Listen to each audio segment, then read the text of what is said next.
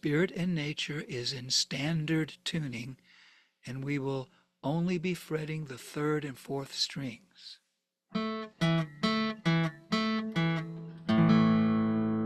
that's the first position. Both the third and fourth strings are played on the second fret. We keep the third string on the second fret while moving the fourth string up to the fourth fret.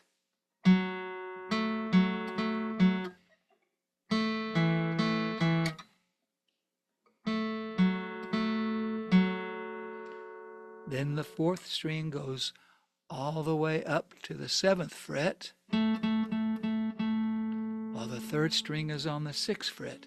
The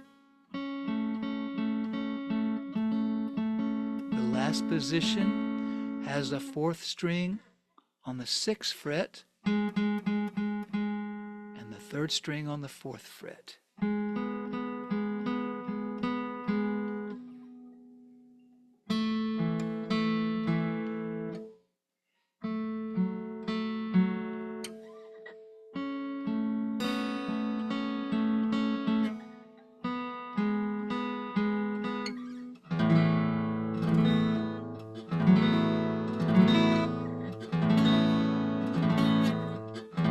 All the other strings are played open.